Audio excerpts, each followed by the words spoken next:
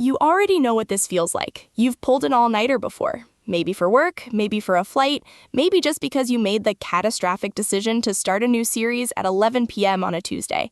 By hour 24 without sleep, your cognitive performance is roughly equivalent to someone with a blood alcohol level of 0.10. That's legally drunk in most countries.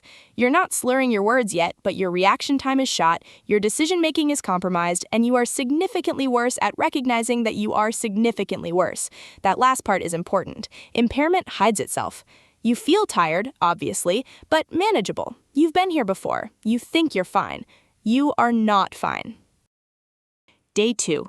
48 hours in, and the brain starts doing something it was never supposed to do while you're awake. It starts taking microsleeps, involuntary bursts of sleep lasting between 1 and 30 seconds that happen without your awareness or consent. Your eyes are open, you appear conscious. For 1 to 30 seconds, nobody is home.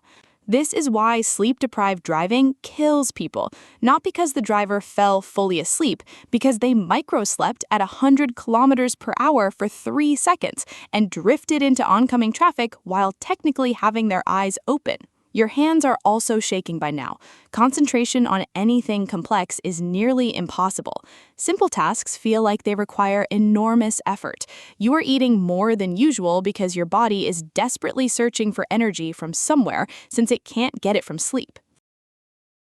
Day 3. This is where it stops being uncomfortable and starts being genuinely strange. 72 hours without sleep and hallucinations begin. Not subtle ones, not just seeing shapes in the dark or mistaking a coat for a person. Full hallucinations, visual, auditory, sometimes tactile.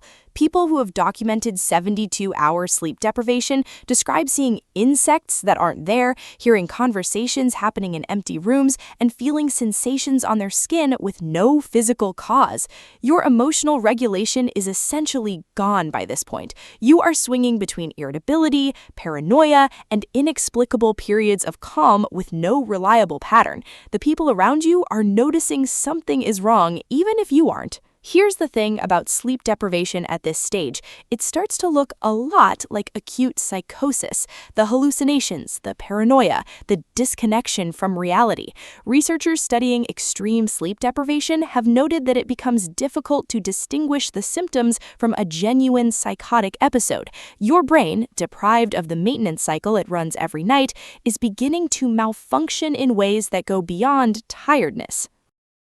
Day 4, Day 5. The hallucinations are now constant. You can no longer reliably tell what is real and what isn't. Your speech is becoming disorganized. Thoughts that make complete sense to you are coming out fragmented and hard to follow.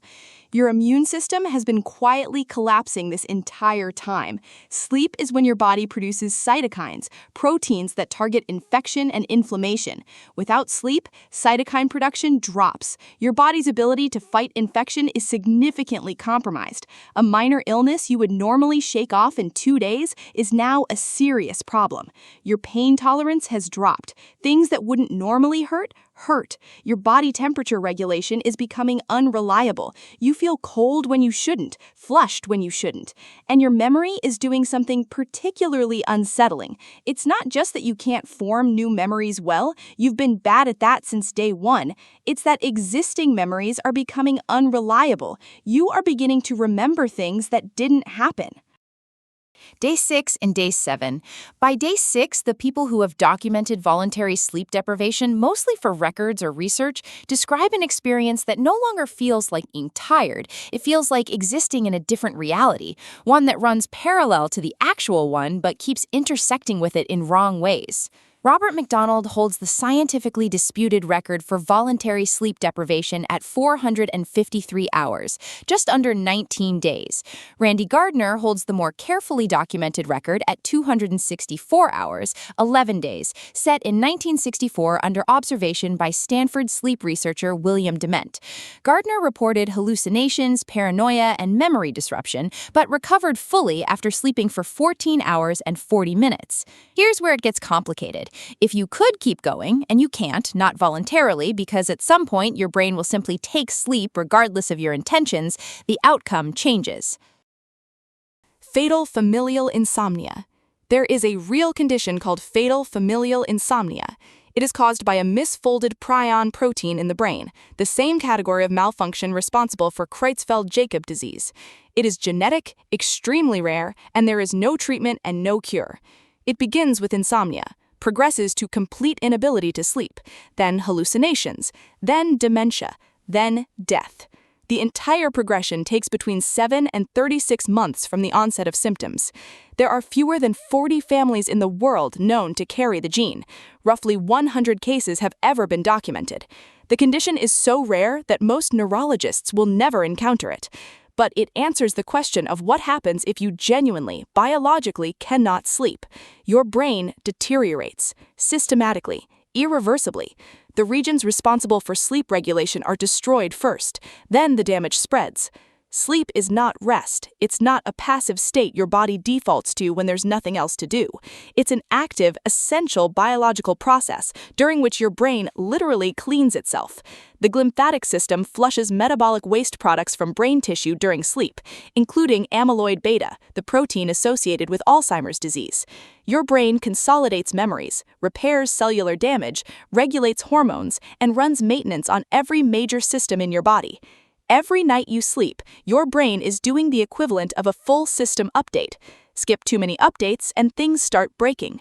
Skip all of them and the system fails entirely. So, what if you never slept again? Day 1. Legally drunk without drinking. Day 2. Micro-sleeping with your eyes open. Day 3. Hallucinating insects in an empty room.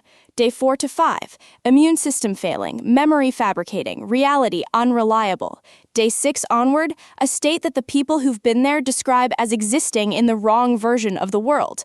And if it never stopped, not tiredness, not discomfort, systematic neurological destruction, ending one way.